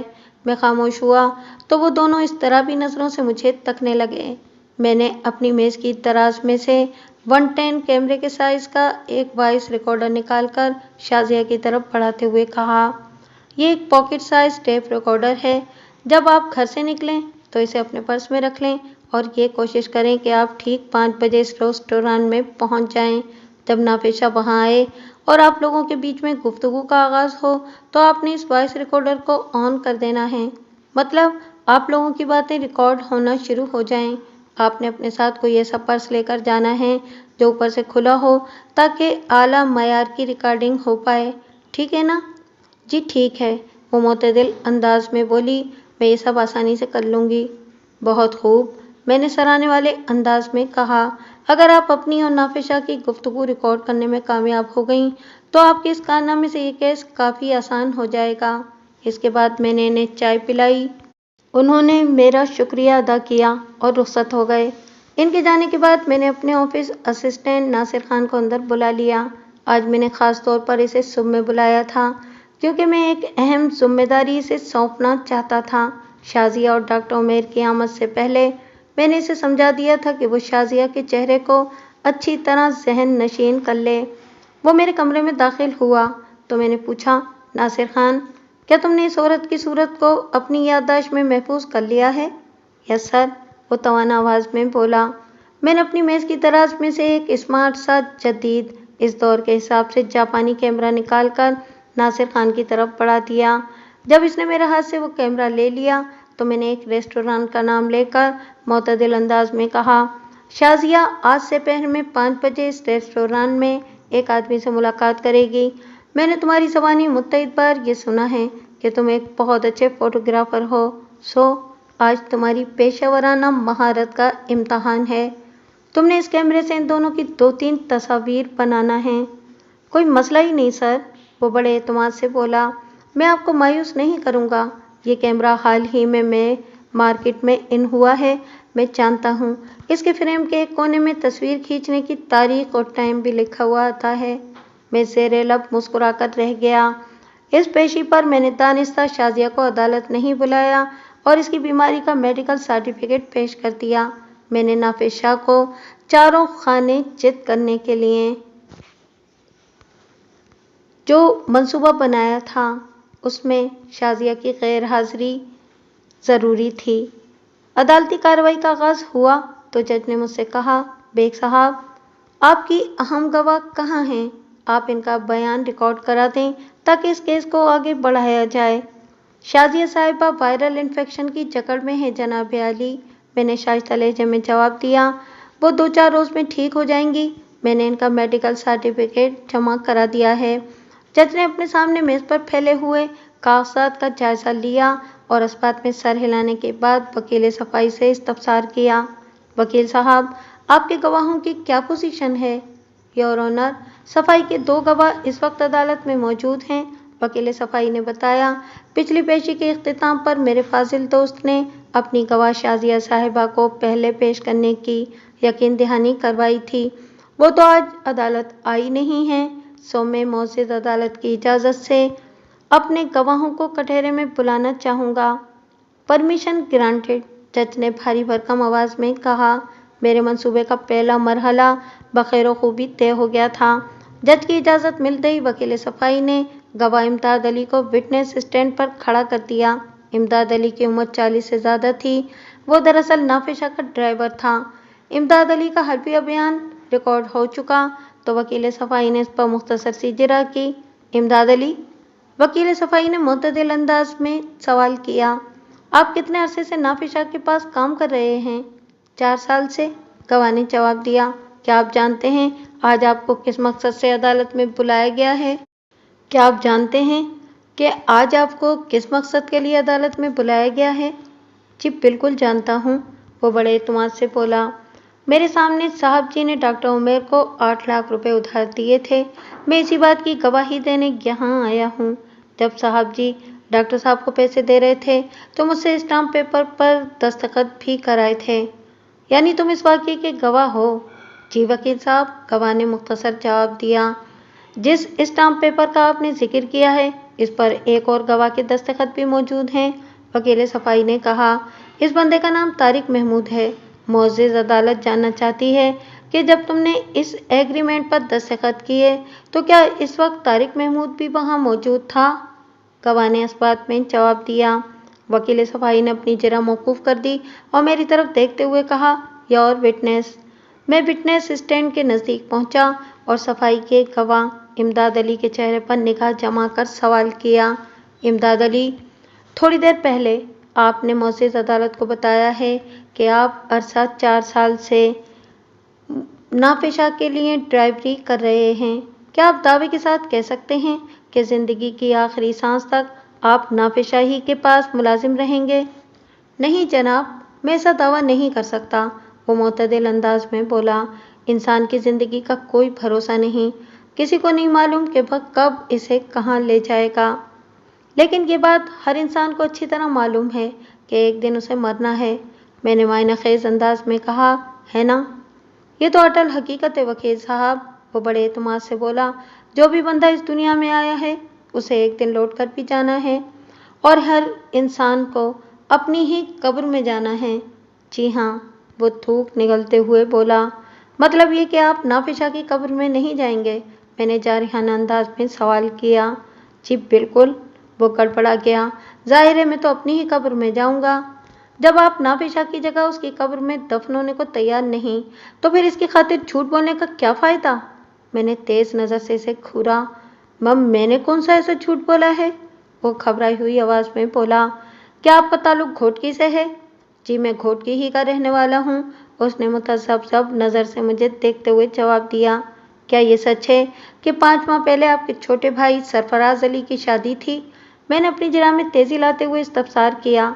और इस शादी में शिरकत के लिए आप 3 दिन की छुट्टी लेकर घोटकी गए थे? मैं गलत तो नहीं कह रहा ना? आप बिल्कुल ठीक कह रहे हैं वकील साहब, वो इस बात में गर्दन हिलाते हुए बोला। मैं 3 दिन के लिए घोटकी गया था। तारीख? मैंने इसकी आंखों में आंखें डालकर सवाल किया। सरफराज अली का निकाह किस तारीख को हुआ था? 14 अक्टूबर को इसका निकाह हुआ और इससे अगले रोज़ उसका वलीमा था, उसने जवाब दिया। यानी इसका वलीमा 15 अक्टूबर को हुआ था? जी हाँ। आपकी छुट्टी का दौरानिया क्या रहा था? मैंने सपाट आवाज़ में इस्तफसार किया। मेरा मतलब है कि आप कराची से किस तारीख को रवाना हुए और आपकी वापसी किस तारीख को हुई थी? मैं 12 अक्टूबर की रात ही कराची से रवाना हो गया था, इसने मुतदिल अंदाज में जवाब दिया। और मैं 16 अक्टूबर की शाम वापस कराची आ गया था। मैंने सफाई के गवाह को चंद लम्हात के लिए नज़रअंदाज किया और अपनी फ़ाइल में से इस स्टाम्प पेपर की फ़ोटो कॉपी निकाल ली जो 8 लाख रुपए की लेन देन के सेल में डॉक्टर उमेर और नाफिस शाह के दरमियान एग्रीमेंट की हैसियत का हामिल था। योर ऑनर, मैंने मज़कूरा फ़ोटो कॉपी जज को दिखाते हुए पावा से बुलंद कहा। नाफिस शाह ने 8 लाख रुपए मेरे मुवक्किल को उधार देने के सबूत के तौर पर जो एग्रीमेंट तैयार करवाया था, ये उसकी कॉपी है। इस दस्तावेज़ के मुताबिक गुज़िश्ता साल मौरिखा 15 अक्टूबर को नाफिस शाह ने मेरे मुवक्किल डॉक्टर उमेर अहमद को 2 गवाहान तारिक महमूद और इमदाद अली की मौजूदगी में मुबलिग 8 लाख रुपए उधार दिए थे, जो कि मेरे मुवक्किल ने 1 माह के बाद वापस करना थे। मज़कूरा एग्रीमेंट पर मेरे मुवक्किल के दस्तखत तो यकीनन जाली हैं ही, अलावा इसी सफाई के गवाह इमदाद अली का ये दावा भी रेत की दीवार साबित हो चुका है कि नाफिस शाह ने اس کے سامنے 15 اکتوبر کے دن میرے موکل کو 8 لاکھ روپے بطور قرض دیے تھے۔ کیونکہ لمحاتی توقف کر کے میں نے ایک گہری سانس خارج کی اور پھر اپنی بات کو مکمل کرتے ہوئے کہا، کیونکہ صفائی کے گواہ امداد علی نے ابھی معزز عدالت کو بتایا ہے کہ وہ 12 اکتوبر کی رات سے 16 اکتوبر کی شام تک کراچی میں موجود ہی نہیں تھا۔ یہاں غور طلب بات یہ ہے کہ جب 15 اکتوبر کے روز امداد علی کھوٹکی میں اپنے چھوٹے بھائی سرفراز احمد کی ولیمے کی تقریب اٹینڈ کر رہا تھا تو پھر کراچی میں اسی وقت نافذ شاہ اس کے سامنے میرے موکل کو 8 لاکھ روپے بطور قرض کیسے دے سکتا ہے؟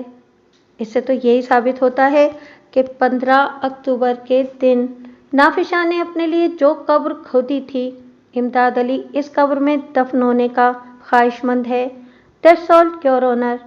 جج نے ناپسندیدہ نظر سے امداد علی کی طرف دیکھا اور ناگواری سے پوچھا، تم نے اپنی دروگوئی سے معزز عدالت کو دھوکہ دینے کی کوشش کیوں کی؟ اس کے پاس کوئی معقول جواب نہیں تھا، اس لیے وہ سراسیمہ نظر سے ادھر ادھر دیکھتے ہوئے آئیں بائیں شائیں کر کے رہ گیا۔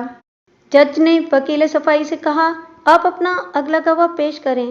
امداد علی کے چھوٹے بھائی سرفراز کی شادی اور اس میں امداد علی کی شمولیت کے حوالے سے تمام تر معلومات مجھے ڈاکٹر عمیر کے دوست مبین علی نے فراہم کی تھیں۔ میں نے کیس کی ابتدا ہی میں شازیہ، ڈاکٹر عمیر اور مبین علی کو اس نوعیت کے کام میں لگا دیا تھا۔ صفائی کے اگلے گواہ کی حیثیت سے طارق محمود گواہی دینے وٹنس باکس میں آ کر کھڑا ہو گیا۔ طارق محمود کے بارے میں شازیہ نے مجھے بہت کچھ بتا رکھا تھا، کیونکہ یہ بندہ میرے موکل اور اس کی بہن شازیہ کا سگا بھانجا تھا۔ اگر اس کے لیے مارے آستین کی ترکیب استعمال کی جائے تو عین مناسب ہوگا۔ طارق محمود کا حلفیہ بیان ریکارڈ ہو چکا تھا تو وکیل صفائی نے سرسری سی جرح کے بعد اسے فارغ کر دیا۔ اپنی باری پر میں وٹنس باکس کے نزدیک چلا گیا۔ اگر کبھی آپ کا سٹی کورٹ، سیشن کورٹ جانا نہیں ہوا تو ایکیوز باکس اور وٹنس باکس کی اصل صورت آپ کے ذہن میں نہیں آ سکتی، کیونکہ ڈراموں اور فلموں نے آپ کے حافظے میں کمرہ عدالت یعنی کہ کورٹ روم کا جو تصور محفوظ کر رکھا ہے وہ لوئر کورٹ سے خاصا مختلف ہے۔ طارق محمود کی عمر 25 اور 27 کے درمیان ہوگی۔ وہ متناسب البدن اور دراز قامت شخص تھا۔ اس کے چہرے کے خال و خط اور آنکھوں سے چھلکتے تاثرات سے یہی ظاہر ہوتا تھا کہ وہ ایک جذباتی اور بے وقوف قسم کا انسان تھا۔ طارق صاحب، میں نے اس کے چہرے پر نگاہ جما کر معتدل انداز میں سوال کیا، کیا نافذ شاہ نے آپ کے سامنے ڈاکٹر عمیر کو 8 لاکھ روپے ادھار دیے تھے؟ مجھے سخت اعتراض ہے جناب عالی، ڈیفنس کاؤنسلر نے برہمی بھرے تیز لہجے میں کہا۔ میرے موکل کی طرف سے 8 لاکھ روپے قرض کے سلسلے میں جو دستاویز داخل عدالت کی گئی ہے، اس کے 2 گواہوں میں سے ایک طارق محمود بھی ہے۔ اس ڈاکومنٹ کے بعد میرے فاضل دوست کو یہ پوچھنے کی ضرورت پیش نہیں آنا چاہیے کہ میرے موکل نافذ شاہ نے اس کے سامنے ڈاکٹر عمیر کو 8 لاکھ روپے بطور قرض دیے تھے یا نہیں۔ یور آنر، مذکورہ ڈاکومنٹ کی حقیقت کھل جانے کے بعد ہی تو اس سوال کی ضرورت اجاگر ہوتی ہے، میں نے ٹھہرے ہوئے لہجے میں کہا۔ جیسا کہ معزز عدالت جانتی ہے، اس ایگریمنٹ کے 2 گواہوں میں سے ایک یعنی کہ نافذ شاہ کا ڈرائیور امداد علی تھوڑی دیر پہلے ایک جھوٹا اور بوگس گواہ ثابت ہو چکا ہے۔ یہ ایگریمنٹ جس وقت تیار کیا گیا تھا، اس تاریخ کو امداد علی کھوٹکی میں یعنی کہ جائے وقوع سے کئی میل دور اپنے چھوٹے بھائی کی تقریب ولیمہ میں شریک تھا۔ چونکہ ان دونوں گواہان میں ایک چیز قدرے مشترک کی حیثیت رکھتی ہے، اس لیے گواہ طارق محمود۔ کون سی قدرے مشترک؟ ڈیفنس کاؤنسلر میری بات مکمل ہونے سے پہلے ہی بول پڑا۔ یہ دونوں افراد نافذ شاہ کے ملازم ہیں، میں نے انکشاف انگیز لہجے میں جواب دیا۔ امداد علی نافذ شاہ کا ڈرائیور ہے اور طارق محمود نافذ شاہ کے آفس میں کام کرتا ہے۔ وکیل صفائی نے ایسی شاکی نگاہ سے اپنے گواہ طارق محمود کی طرف دیکھا جیسے اسے گواہ کے نافذ شاہ کے ہاں ملازم ہونے کی خبر ہی نہ ہو۔ Objection over ruled. وکیل صفائی کے کچھ بولنے سے پہلے ہی جج کی آواز کورٹ روم میں گونجی، mister Baig, please proceed further.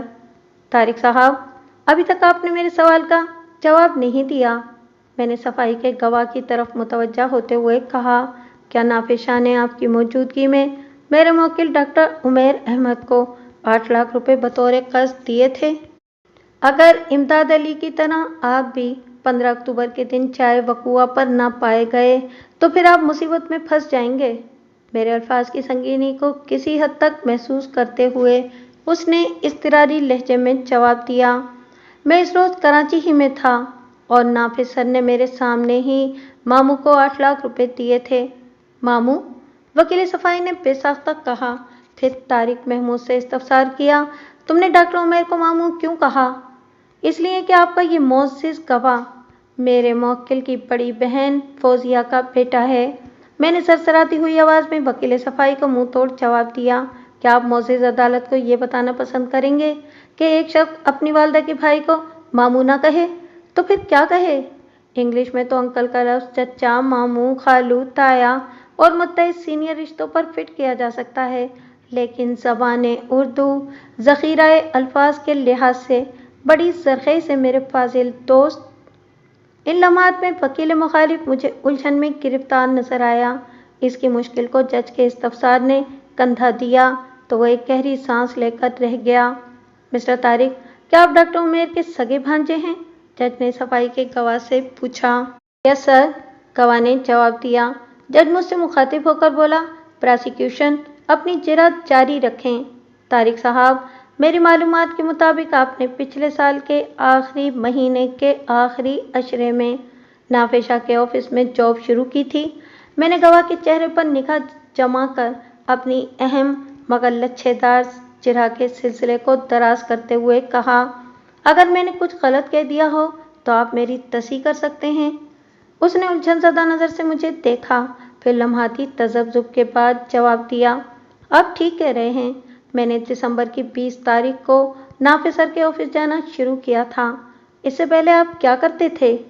کچھ بھی نہیں، وہ نفی میں گردن ہلاتے ہوئے بولا، میں کافی عرصے سے بے روزگاری کا عذاب جھیل رہا تھا۔ میں نافذ سر کا بہت شکر گزار ہوں کہ انہوں نے مجھے اپنے آفس میں نوکری دے دی۔ آپ نے کہاں تک تعلیم حاصل کی ہے؟ میں نے دھیرے دھیرے اپنی ٹارگٹ کی طرف بڑھتے ہوئے پوچھا۔ میں زیادہ پڑھ نہیں سکا، وہ عام سے لہجے میں بولا، میری تعلیم میٹرک تک بھی نہیں ہے۔ مطلب مڈل اور میٹرک کے درمیان؟ جی کچھ ایسا ہی ہے، اس نے گول مول جواب دیا۔ یہی وجہ ہے کہ آپ کو آسانی سے جاب نہیں مل رہی تھی۔ میں نے اسے اپنی جرح کے گھیرے میں لیتے ہوئے معتدل انداز میں کہا اور پوچھا، کیا نافذ شاہ نے آپ کو کسی کی سفارش پر یہ جاب دی تھی؟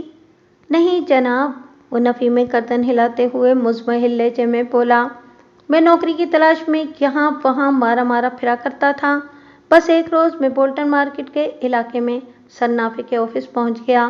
انہوں نے میری درد بھری کہانی سنی تو بہت جذباتی ہو گئے۔ میں نے انہیں بتایا کہ میں شادی شدہ ہوں اور میرا 1.5 سال کا ایک بچہ بھی ہے، مگر روزگار نہ ہونے کی وجہ سے میں اذیت ناک زندگی گزار رہا ہوں اور میرے پاس رہنے کا کوئی معقول ٹھکانہ بھی نہیں ہے۔ یہ سب جاننے کے بعد ان کا دل پسیج گیا اور انہوں نے جاب دینے کے ساتھ ہی مجھے کچھ رقم بھی دی، جس سے میں نے ایڈوانس دے کر ایک چھوٹا سا گھر کرائے پر لے لیا تھا۔ اب میں سکون سے اپنی بیوی اور بچے کے ساتھ رہ رہا ہوں۔ ماشاء اللہ، میں نے طنز بھرے توصیفی لہجے میں کہا، آپ کے سر نافذ شاہ بڑے خدا ترس اور دیالو انسان ہیں۔ میرے موکل کو جب اپنے کلینک کو اسپتال میں بدلنے کا خیال آیا تو اس نے نافذ شاہ سے اپنی ضرورت کا ذکر کیا اور حاتم سردار کی خصلت کے مالک نافذ شاہ نے فوراً سے پیشتر 8 لاکھ روپے میرے موکل کو دے دیے، اور وہ بھی آپ کے سامنے، ہے نا؟ لمحے بھر کو وہ نہ پائے رفتن نہ جائے ماندن ایسی کیفیت کا شکار رہا، پھر اس بات میں گردن ہلاتے ہوئے جواب دیا، جی ہاں بالکل۔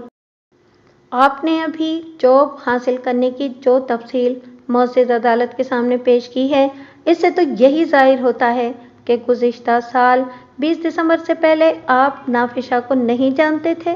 میں نے اس کی آنکھوں میں دیکھتے ہوئے کہا، میں ٹھیک کہہ رہا ہوں نا؟ اس نے اس بات میں سر ہلا کر میرا کام آسان کر دیا۔ میں نے اپنی جرح کے سلسلے کو وسیع کرتے ہوئے پوچھا، کیا یہ درست ہے کہ کہ नाफिसा के पास मुलाजमत हासिल करने से पहले आप मेरे मुवक्किल की छोटी बहन शाजिया के यहाँ ठहरे हुए थे। मेरा मतलब है कि अपनी खाला के घर में जो एक बेवा औरत है और वो अपने 10 साला मासूर बच्चे के साथ अपनी ससुराल में जैसे तैसे गुजारा कर रही है। जी, आप ठीक कह रहे हैं, उसने कड़वा घूंट जानकर मेरे सवाल को हलक से नीचे उतारते हुए इस बात में जवाब दिया। क्या आप इस हकीकत से इनकार कर सकते हैं कि आपके नारवा सलूक, निखट्टू और नाकारापन को देखते हुए आपकी वालदा साहिबा और मेरे मुवक्किल की बाजी फौजिया बेगम ने महज सबक सिखाने के लिए आपको घर से बेदखल कर दिया था?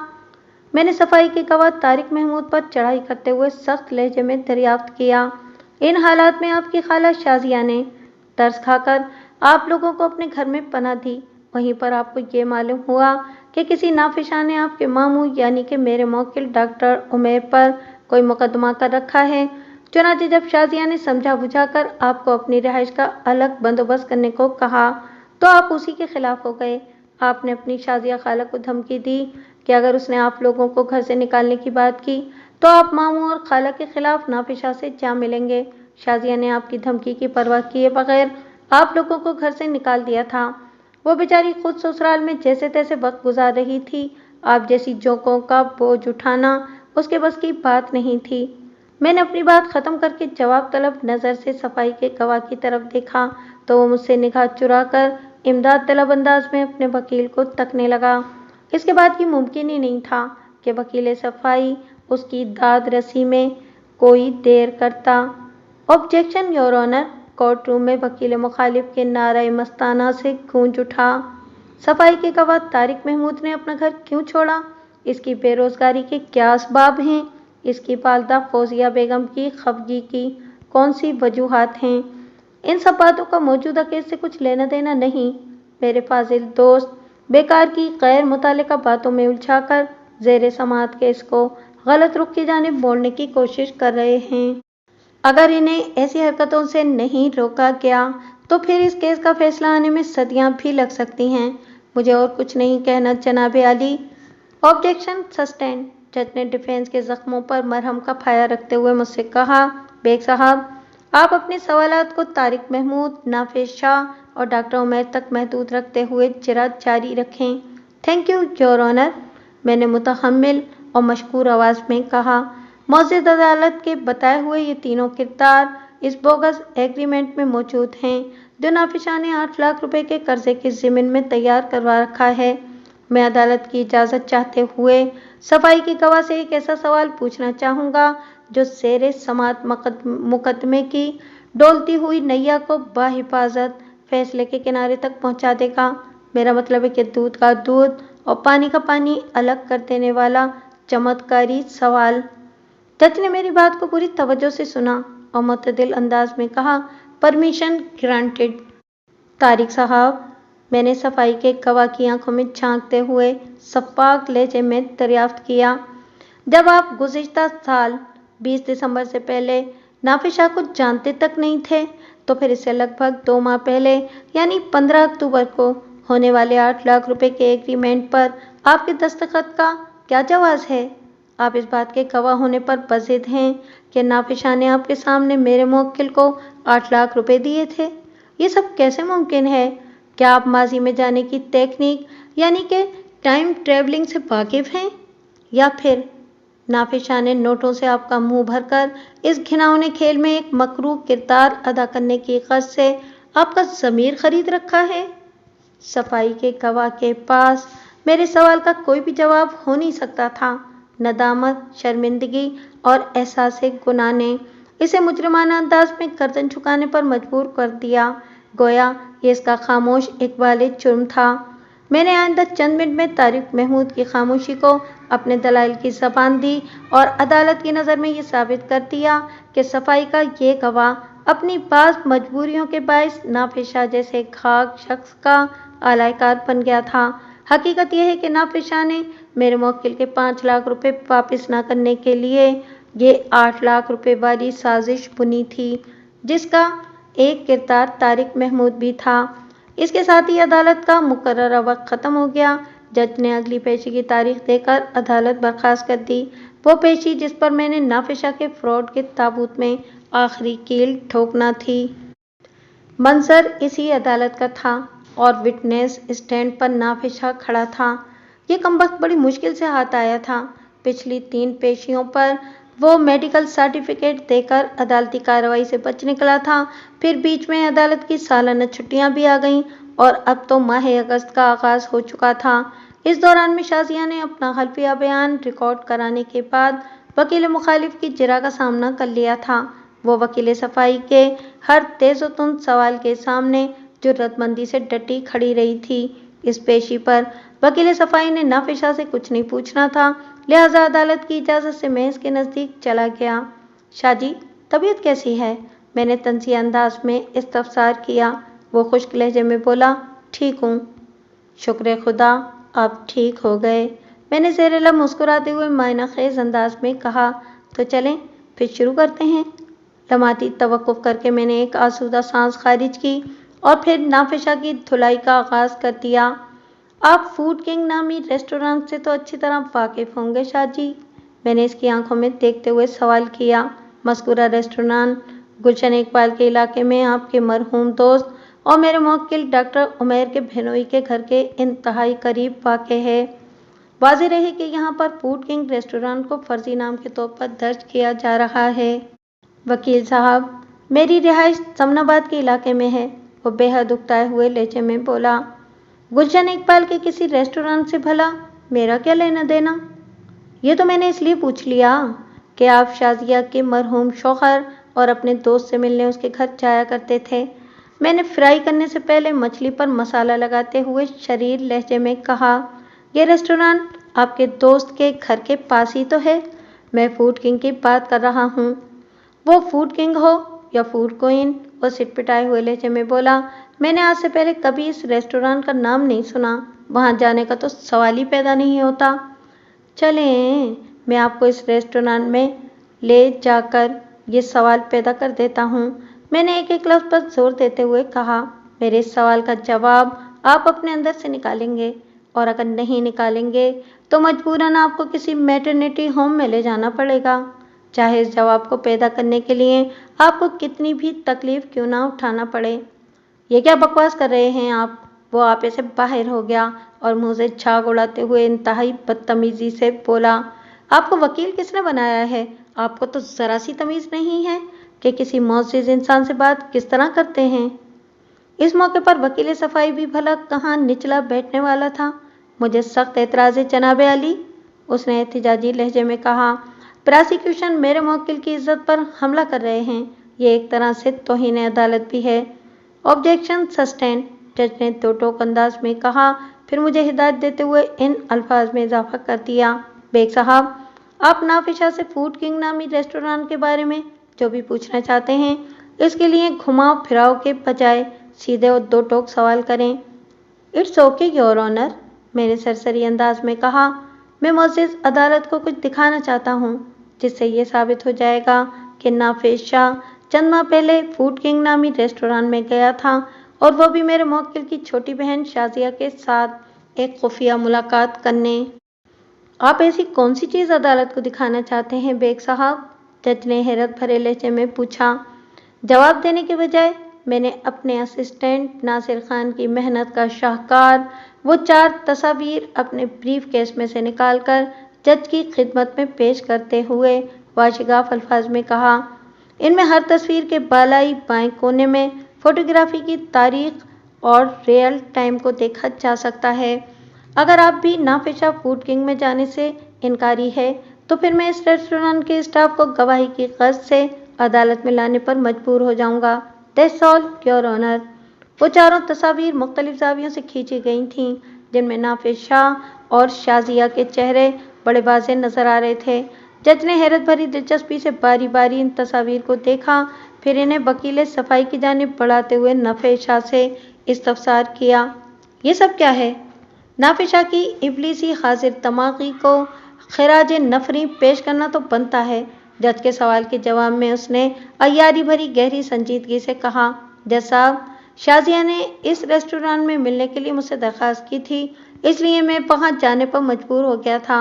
वो इस मुकदमे का कोई आसान तस्वीर चाहती थी, यानी वो मुझे इस बात पर आमादा करना चाहती थी कि अगर मैं वो केस वापस ले लूं तो डॉक्टर उमेर 1 साल के अंदर अंदर मेरे 8 लाख रुपए एक साथ की सूरत वापस कर देगा। लेकिन मैंने शाजिया की तजवीज़नुमा दरख्वास्त को मानने से इनकार कर दिया और वहां से उठाया। इन चोरी छुपे ली गई तस्वीर की बस इतनी सी हकीकत है। यह हकीकत नहीं बल्कि हकीकत का मस्ख शुदा चेहरा है जनाब अली। मैंने अपनी फाइलों पर हाथ मारते हुए जोशीले लहजे में कहा। अगर नाफिशा इसी गलतफहमी बल्कि खुशफहमी का शिकार है कि ये 4 तस्वीर खामोश रहकर उसके काले करतूत पर पर्दा डाल देंगी, तो मैं हरगिज़ हरगिज़ हरगिज़ ऐसा नहीं होने दूंगा। तो फिर आप क्या करेंगे? जज ने मुझसे पूछा।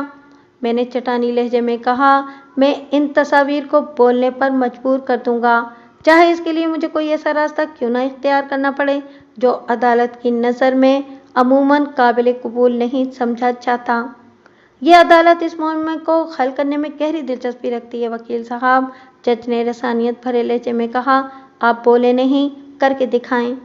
मैंने अपनी कोट की जेब में से वो नन्हा मुन्ना वॉइस रिकॉर्डर बरामद किया जिसमें शाजिया ने फूड किंग रेस्टोरेंट में होने वाली अपनी और नाफिशा की बातों को बड़ी होशियारी और एहतियात के साथ महफूज किया था। जब मैंने इस डिवाइस का प्ले वाला बटन दबाकर इसे जज की मेज पर रखा तो कमरा अदालत में सन्नाटा छा गया। वहां मौजूद हर जी नफस इस रिकॉर्डर से खारिज होने वाली आवाज़ों पर तवज्जो मरकूज किए हुए था। शाजी, आप ऐसा क्यों कर रहे हैं? शाजिया ने शाकी लहजे में कहा। एक तो भाईजान ने चीनी की खरीदारी के लिए आपको 5 लाख रुपए दिए, ऊपर से आपने इनकी रकम वापस करने के बजाय जवाबी केस कर दिया है। मुझे किसी किस्म का मुनाफा नहीं चाहिए।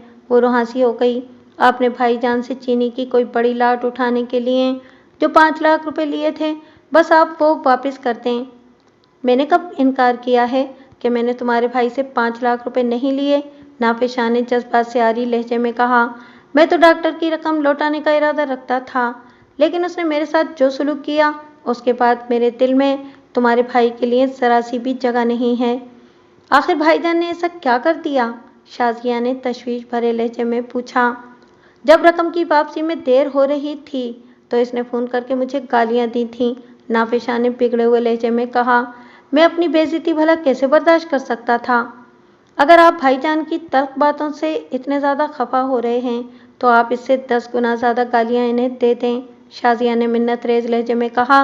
लेकिन खुदारा वो 5 लाख रुपए वापस कर दें जो हमने आपको चीनी की खरीदारी के लिए दिए थे। तुमने ये क्या चीनी चीनी की रट लगा रखी है? नाफिशा हत्थे से उखड़ गया। इस रेस्टोरेंट में मुलाकात के लिए मैंने तुम्हें बुलाया है, इसलिए अपना रोना धोना बंद करो और ध्यान से मेरी बात सुनो। मैं सुन रही हूँ, शाजिया ने जल्दी से कहा। बताएं, आप क्या कहना चाह रहे हैं? नाफिशा ने समझाने वाले अंदाज में कहा। अगर डॉक्टर उमेर केस वापस ले ले तो मैं 5 लाख रुपए वापस करने को तैयार हूँ, लेकिन ये रकम मैं तुम्हारे भाई को हरगिज़ नहीं दूंगा। इसने मुझे जो खरी और कड़वी सुनाई है, मैं इन्हें किसी कीमत पर भुला नहीं सकता। अगर आप 5 लाख रुपए भाईजान को नहीं देंगे तो फिर किसे देंगे? शाजिया ने उलझनज़दा लहजे में इस्तफसार किया। तुम्हें। नाफिशा ने ठोस लहजे में जवाब दिया। लेकिन जब तुम्हारा भाई अपना मुकदमा वापस नहीं लेगा तो? और हाँ, लमाती तवक्कुफ करके उसने अजीब से लहजे में कहा। यह रकम मैं 1 लाख रुपए माहाना के हिसाब से अदा करूंगा। यूँ समझो कि इस साल के आखिर में 5 लाख रुपए तुम्हें वापस मिल चुके होंगे। अगली पेशी में अभी काफ़ी दिन बाकी हैं, इससे पहले तुम मुझे अपने फैसले से आगाह कर देना। शाजिया ने इस नाजुक मौके पर कोई बहस या इख्तिलाफ नहीं किया और संभले हुए लहजे में कहा। ठीक है, मैं भाईजान से मशवरा करने के बाद आपको बता दूंगी। इसके बाद इस डिवाइस से आवाज़ें उभरना मौकूफ़ हो गईं। अब कहने सुनने को कुछ भी बाकी नहीं बचा था। वकील सफाई और इसके मौक्किल को गोया सांप सूंघ गया था। वो बेमायनी और हिरासा नज़रों से एक दूसरे को तक रहे थे। जैसे ही वो रिकॉर्डिंग ख़त्म हुई, कोर्ट रूम में मौजूद अफराद चेमगोइयों में मसरूफ़ हो गए। देखते ही देखते कमरा अदालत मछली बाजार का नक्शा पेश करने लगा। Order, order. जज ने चौबी हथौड़े का इस्तेमाल करके सामाइन को खामोश कराने की मौसर कोशिश की। Order in my court please. اگلے ہی لمحے سب کچھ اعتدال پر آ گیا۔ جج نے 2 روز بعد کے لیے فیصلے کی تاریخ دے کر عدالت برخاست کرنے کا اعلان کر دیا۔ The court is adjourned۔ ہمارا کیس کرسٹل کلیئر تھا۔ میں نے قدم بقدم نافشا کی سازش کو بے نقاب کیا تھا اور گزشتہ پیشی پر میں نے جج کے سامنے جو تصاویر اور ریکارڈنگ پیش کی تھیں، اس نے نافشا کا گھناؤنا کھیل بگاڑ کر رکھ دیا تھا۔ اگرچہ آج سے 40 سال پہلے ریکارڈنگ وغیرہ جیسے ثبوت کو عدالت زیادہ اہمیت نہیں دیتی تھی، لیکن ہمارے کیس میں شازیہ اور نافشا کی فوڈ کنگ ریسٹورانٹ والی گفتگو نے نافشا کے مجرم ہونے پر مہر تصدیق ثبت کر دی تھی۔ جج کے کڑے استفسار پر وہ انکار نہیں کر سکا تھا کہ شازیہ اور اس کی بات چیت اصلی نہیں تھی، اسے اپنا جرم قبول کرتے ہی بنی تھی۔ اس پیشی پر جج نے اپنا عادلانہ فیصلہ سنا دیا تھا، جس کے مطابق عرصہ 3 یوم میں نافشا نے ڈاکٹر عمیر کو مبلغ 6 لاکھ روپے ادا کرنے تھے، جن میں 5 لاکھ روپے اصل زر تھا، 10,000 روپے طے شدہ منافع اور 90,000 روپے اس ذہنی اذیت کی مد میں تھے جو پچھلے 8 ماہ میں شازیہ اور اس کے بھائی ڈاکٹر عمیر نے برداشت کی تھی۔ علاوہ ازیں عدم ادائیگی کی صورت میں پاکستان پینل کوڈ کی دفعہ 420 کے تحت نافشا کو عرصہ 7 سال کے لیے جیل جانا ہوگا۔ 1 لاکھ روپے جرمانہ اس کے علاوہ تھا۔ نافشا ایک آسودہ حال شخص تھا، اگرچہ وہ ڈاکٹر عمیر اور شازیہ جیسے سادہ لوح انسانوں کو لوٹ کر ہی دولت مند بناتا۔ اس کے لیے 7 سال کی جیل کاٹنے سے کہیں آسان 6 لاکھ روپے ادا کرنا تھا۔ چنانچہ اس نے اگلے ہی روز ڈاکٹر عمیر کو اس کی دبائی ہوئی رقم اور اضافی 1 لاکھ روپے ادا کر دیے۔ یہ ادائیگی بھی کورٹ ہی میں ہوئی تھی۔ یہ معاملہ پوری طرح نمٹ گیا تو ڈاکٹر عمیر نے مجھ سے کہا، میری تو سمجھ میں ہی نہیں آ رہا کہ ہم یہ کیس کیسے جیت گئے ہیں۔ کیوں؟ میں نے سوالیہ نظر سے اس کی طرف دیکھا اور پوچھا، اس میں سمجھ میں نہ آنے والی کون سی بات ہے ڈاکٹر صاحب؟ ہم اس وقت جس اندھیر نگری میں سانس لے رہے ہیں، وہاں انصاف کا حصول تو قصے کہانیوں جیسا لگتا ہے۔ وہ سوچ میں ڈوبے ہوئے لہجے میں بولا، قصے اور کہانیاں بھی انسانوں ہی کی بنائی اور سنائی ہوئی ہوتی ہیں ڈاکٹر صاحب۔ میں نے ایک لفظ پر زور دیتے ہوئے کہا، اصل چیز ہے نیت اور کوشش۔ اگر انسان کی نیت صاف اور کوشش بے دریغ ہو تو انصاف خود چل کر اس کے پاس آ جاتا ہے، پھر یہی اندھیر نگری گلزار محسوس ہونے لگتی ہے۔ وہ عقیدت بھری نظر سے مجھے دیکھنے لگا۔ میں نے اس سے الوداعی مصافحہ کیا اور پارکنگ لاٹ کی جانب بڑھ گیا۔